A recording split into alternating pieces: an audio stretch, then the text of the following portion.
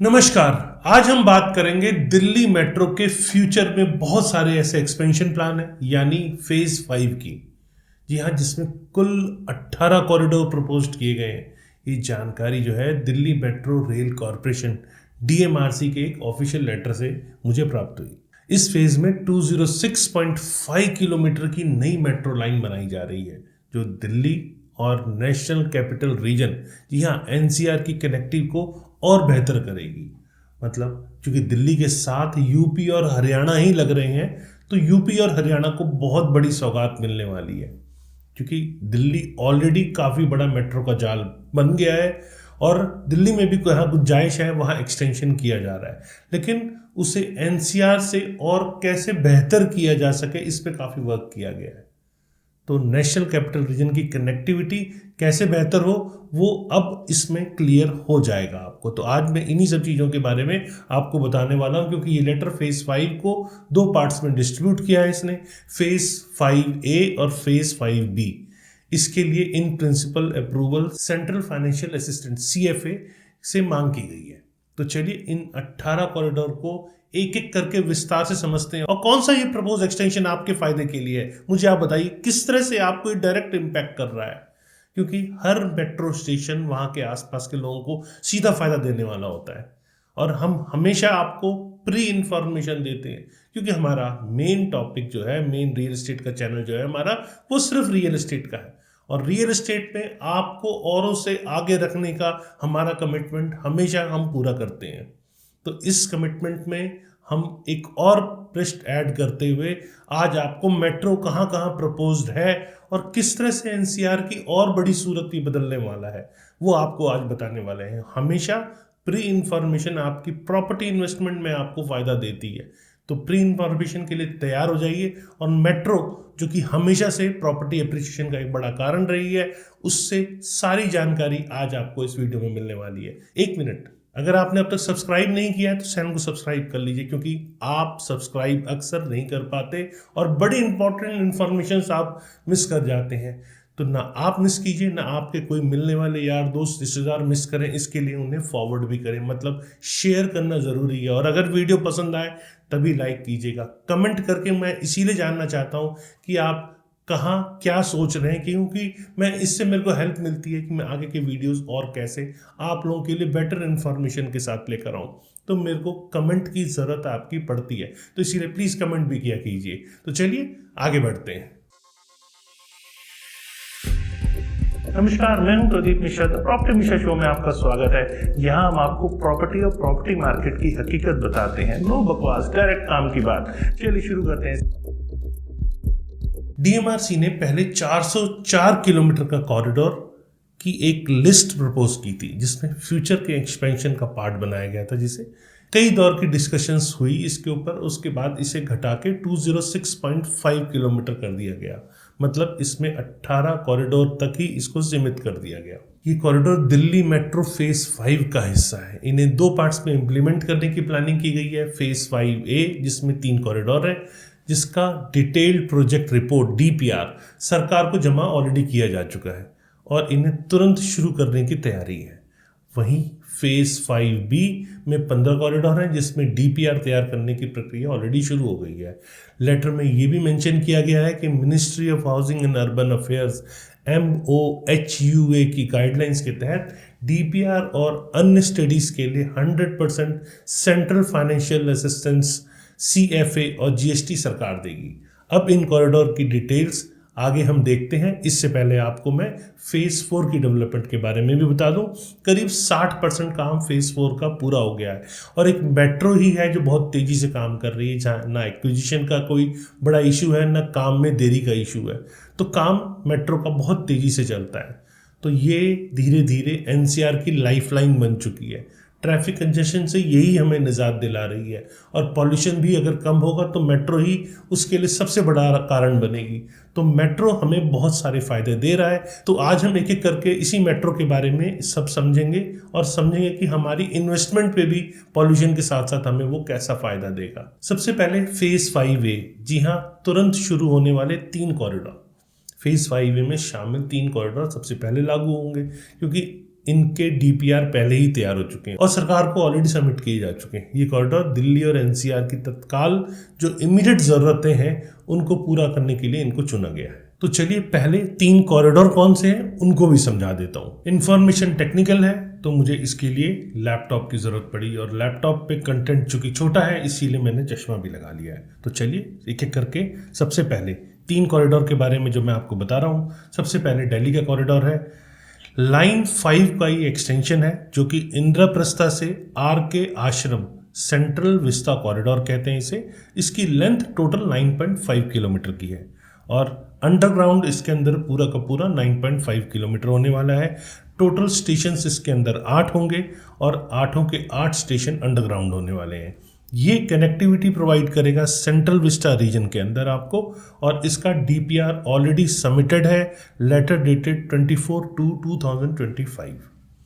दूसरी important information है Delhi line 10 का एक्सटेंशन हो रहा है जो कि एरो सिटी से टर्मिनल 1, जी हाँ ये टोटल 2.3 किलोमीटर लॉन्ग होगी ये और ये भी पूरी अंडरग्राउंड है। 2.263 ये पूरी की पूरी अंडरग्राउंड है। टोटल स्टेशन इसके अंदर चूंकि एक ही एक्सटेंशन है तो एक ही स्टेशन होगा और ये एक इम्पॉर्टेंट कनेक्टिविटी है जो कि लाइन 10 की Indira Gandhi domestic airport terminal 1 पे कनेक्ट करेगी। ये डीपीआर इसका ऑलरेडी फरवरी 2024 में सबमिट हो चुका है। तीसरा कॉरिडोर जो है वो दिल्ली का लाइन 10 का एक और एक्सटेंशन है जो कि तुगलकाबाद से कालिंदी कुंज जाएगा। 4 किलोमीटर की इसकी लेंथ है। एलिवेटेड इसमें 4 किलोमीटर है। टोटल स्टेशन इसके अंदर 3 है और मिसिंग लिंक था ये साउथ दिल्ली एरिया का जो कि प्रोवाइड कर रहा है कनेक्टिविटी नोएडा और दिल्ली एयरपोर्ट की। डीपीआर इसका सबमिट हो चुका है दिसंबर 2024 के अंदर। अब फेज 5B जो नया आ रहा है, जो पूरी तरह से नया है और बहुत सारे इसमें फ़ायदे भी हैं, एक एक करके समझिएगा। अब मैं 3 के बाद चौथे नंबर पे आता हूँ। दिल्ली के अंदर लाइन 5 का एक्सटेंशन हो रहा है सेंट्रल विस्ता से वसंत कुंज जो कि 14.5 किलोमीटर का है और इसके अंदर टोटल स्टेशन 11 होंगे और ये सारा का सारा हिस्सा अंडरग्राउंड रहने वाला है और इसके अंदर अंडरग्राउंड ही स्टेशन बनने वाले हैं। ये एक मिसिंग कॉरिडोर था। ये एनडीएमसी एरिया से जीपीआरई कॉलोनी मतलब मोतीबाग, न्यू मोतीबाग, आरके पुरम के बीच के पास में आपको ये देखने को मिलेगा। अब दिल्ली हरियाणा की बात करते हैं। जी हाँ, गुरुग्राम से भी इसको और बेटर कनेक्ट किया जा रहा है।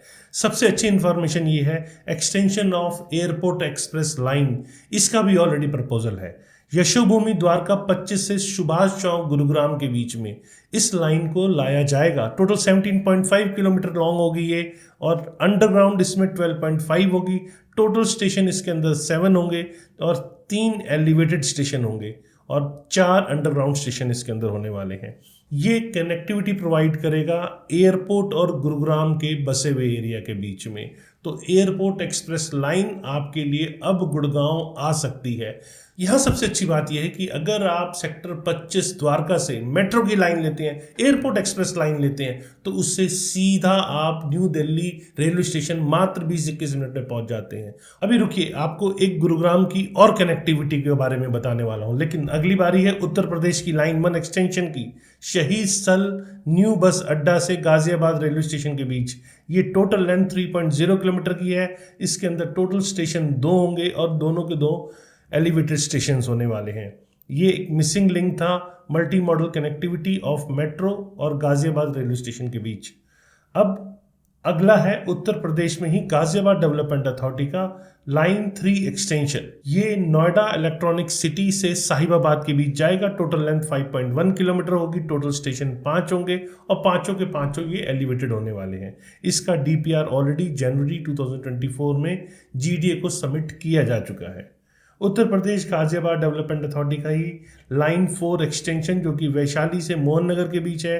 टोटली 5 किलोमीटर की लेंथ होगी और एलिवेटेड इसमें 5.04 होगा, इसीलिए मैंने ऑलमोस्ट आपको 5 ही बोला।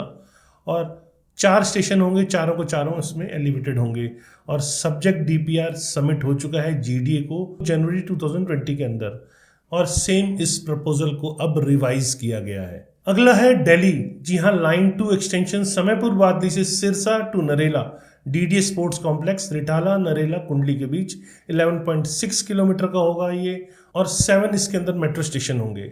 DPR for Badli to Sirsa 1.1 kilometre होगा, ये सबमिट किया गया है जुलाई 2023 में, और MOHUA ने ये एक इन प्रिंसिपल इसमें अप्रूवल भी दे दिया है, क्योंकि preparation of DPR up to Sonipat, तो प्रिपरेशन जो डीपीआर का है वो अभी इसमें प्रोग्रेस के अंदर है। फिर दिल्ली में ही न्यू कॉरिडोर बन रहा है मायापुरी से कश्मीरी गेट, 12 किलोमीटर का रहने वाला है, 7 स्टेशन इसके अंदर होंगे, और ये लाइन जो प्रपोज है वो डेंसिफाई करेगी एग्जिस्टिंग DMRC नेटवर्क को, जिससे डीकंजेस्ट होगा येलो, ब्लू और रेड लाइन। अब दिल्ली हरियाणा में एक्सटेंशन ऑफ ब्लू लाइन, जो कि द्वारका के सेक्टर 21 से उद्योग विहार गुरुग्राम 11 किलोमीटर का ये होने वाला है, और यहाँ ब्लू लाइन की कनेक्टिविटी को डेंसली पॉपुलेटेड गुरुग्राम से कनेक्टिविटी मिलेगी। तो ये गुरुग्राम के अंदर दूसरी मेट्रो है जिसको सेक्टर 21 या सेक्टर 25 से गुरुग्राम तक जोड़ा जा रहा है। अब बात करते हैं अगली दिल्ली की एक नई लाइन है मयूर विहार फेज 3 से लोनी बॉर्डर के बीच होगी। टोटल लेंथ इसके अंदर 21 किलोमीटर है, टोटल स्टेशन इसके अंदर 16 है, और 16 के 16 एलिवेटेड है। तो DPR of light metro for Mayur Vihar phase 3 to Shastri park was submitted in 2014. However, the same is needed to be updated considering metro system and considering extension up to Loni border. अगला है दिल्ली और उत्तर प्रदेश का लाइन 7 एक्सटेंशन है, ये एक spur होगा जो कि गोकुलपुरी से DLF Dilshad extension 2 to Arthala via Hindon airport होने वाला है। टोटल लेंथ इसकी 12 किलोमीटर की है, एलिवेटेड इसमें 8 किलोमीटर बनेगा, अंडरग्राउंड 4 किलोमीटर बनेगा, और टोटल स्टेशन इसके अंदर 8 होंगे, एलिवेटेड 6 होंगे और अंडरग्राउंड इसके अंदर 2 होने वाले हैं। ये एक मिसिंग लिंक था जो multi modal connectivity of metro and Hindon airport के बीच में होना था, उसका ये आगे काम बढ़ चुका है। अब बारी है दिल्ली और उत्तर प्रदेश की। नई लाइन होगी, लाइन 6 का एक्सटेंशन होगा तुगलकाबाद से नोएडा सेक्टर 142 के बीच में। टोटल 15 किलोमीटर की लेंथ है, एलिवेटेड मेट्रो लाइन इसके अंदर 13 किलोमीटर है, अंडरग्राउंड इसके अंदर 2 किलोमीटर है, टोटल स्टेशन इसके अंदर 10 है, एलिवेटेड 9 स्टेशन होंगे, अंडरग्राउंड 1 स्टेशन होगा। ये NCR planning board has directed DMRC to prepare DPR for this corridor, मतलब NCR प्लानिंग बोर्ड ने भी इनको ये डायरेक्ट किया गया है।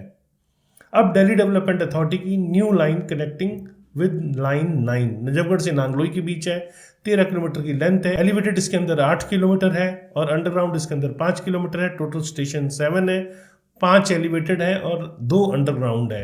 ये in line with development proposed by DDA in master plan 2041, मतलब गवर्नमेंट अब 2041 के मास्टर प्लान पे भी काम कर रही है।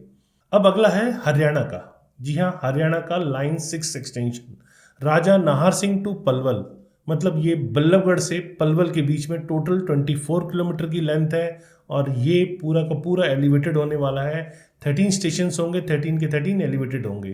तो इसको HMRTC, जो कि currently carrying out the work of DPR preparation for these corridor through reads. अब अगला है हरियाणा का ही line 5 extension Bahadurgarh to Asaudha. Total length 8 kilometre है, एलिवेटेड 8 किलोमीटर है, टोटल स्टेशन जो होंगे वो 6 होंगे, 6 के 6 एलिवेटेड स्टेशन होंगे। इसका काम भी HMRTC कर रही है, और ये जो DPR प्रिपरेशन है इसका ये रीड्स के थ्रू RITES के थ्रू ये कर रही है। तो ये तो थी टोटल इन्फॉर्मेशन जो मेट्रो की अब NCR में आने वाली है। इसका फ़ायदा बहुत होता है रियल एस्टेट में, अगर इसको आप अच्छे से समझते हैं तो आप इसका अच्छा खासा फ़ायदा ले सकते हैं। अगर इसी से रिलेटेड कुछ चीज़ आपको नहीं समझ में आई हो तो आप नीचे कमेंट सेक्शन में लिख के मुझसे पूछ सकते हैं, मैं कोशिश करूंगा आपको उसकी इन्फॉर्मेशन भी दूं, क्योंकि ये एक बहुत बड़ी इंपॉर्टेंट खबर है। तो इसीलिए इस खबर को आप ज़्यादा से ज़्यादा शेयर करें और अपने लिंक सर्कल, भाई बंधु, मित्र सबसे शेयर करें, जिससे लोग ज़्यादा से ज़्यादा इसका बेनिफिट उठा पाएँ, और जो हमारे चैनल से जुड़े हुए हैं उनको तो बेनिफिट होना ही चाहिए। तो इसी तरह वीडियो आप आगे देखते रहें, इसके लिए आपको चैनल को सब्सक्राइब करना है, और हाँ, लाइक कमेंट शेयर करना बिल्कुल ना भूलें। नमस्कार और जय हिंद।